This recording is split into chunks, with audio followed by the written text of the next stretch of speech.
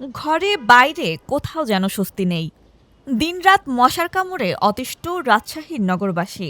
সন্ধ্যা নামলেই বাড়ে মশার উপদ্রব, ঘুম হারাম হয়ে যায় অনেকের। নগর জুড়ে মশার এমন উৎপাত নিয়ে বাড়ছে ক্ষোভও। নগরবাসীর অভিযোগ, মশা নিধনে তেমন কোনো কার্যকর উদ্যোগ চোখে পড়ছে না।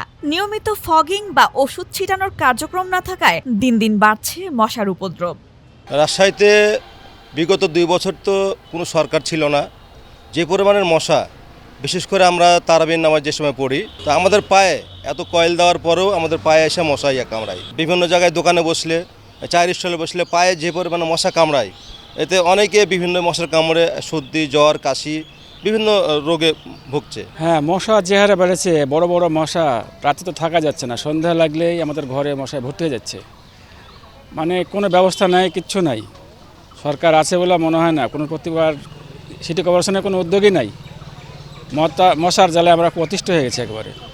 এদিকে মশার কারণে বাড়ছে মশাবাহিত রোগের ঝুঁকিও। গত 14 মাসে ডেঙ্গুতে আক্রান্ত হয়ে রাজশাহী মেডিকেল কলেজ হাসপাতালে ভর্তি হয়েছেন 1720 জন। এর মধ্যে মারা গেছেন 21 জন।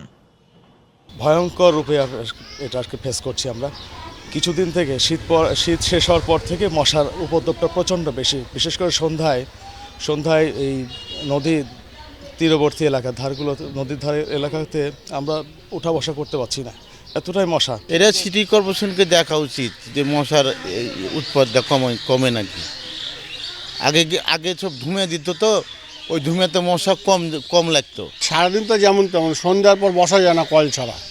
বাথরুমে গেলেও মনে করেন যে কয়েল দিয়ে ঢুকতে হয়, তাছাড়া বাথরুমে করাই যায় না, এতই মশার উৎপাত। আজ থেকে তো সিটি কর্পোরেশন তো কোনো গুরুত্ব দেয় না জনগণের উপরে।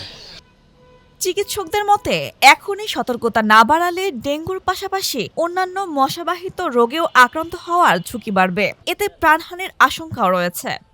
মশাবাহিত অসুখগুলোর মধ্যে আছে যেমন সবচেয়ে কমন ডেঙ্গু, তারপরে চিকুনগুনিয়া, জিকা, ম্যালেরিয়া এবং জাপানিজ এনকেফালাইটিস।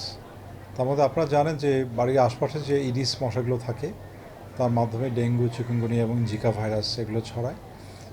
অ্যানোফিলিস মশার মাধ্যমে সাধারণত ম্যালেরিয়া ছড়ায়, এবং কিউলেক্স নামে একটা মশা, তার মাধ্যমে হচ্ছে আপনার জাপানিজ এনকেফালাইটিস নামে এক ধরনের মারাত্মক রোগ ছড়ায়। তো সৌভাগ্যক্রমে আমাদের এখানে ম্যালেরিয়া আমরা খুব একটা লোকালি পাই না। আমরা ম্যালেরিয়া কিছু রোগী পাই যারা বান্দরবন বা হিল ট্রাক্সে বেড়াতে যায়, সেখান থেকে নিয়ে আসে। এখানকার মানুষ হয়তো বেড়াতে গিয়েছে, অসুস্থ হয়ে আসছে, এরকম।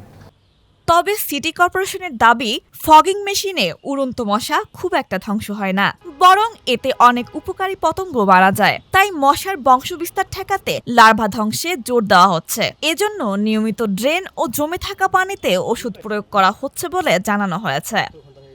এখন যে ওয়েদারটা, এটা হলো মশার বংশবৃদ্ধির জন্য সবচেয়ে উৎকৃষ্ট। 28 থেকে 32 ডিগ্রি টেম্পারেচার থাকে, এবং প্রতি বছরই কিন্তু এই সময় একটা মশার উৎপাতের সম্মুখীন আমরা থাকি, বা হলো একটু কি বলবো যে একটু সমস্যায় থাকি আর কি, সাধারণ জনগণ সহ আমরা সবাই।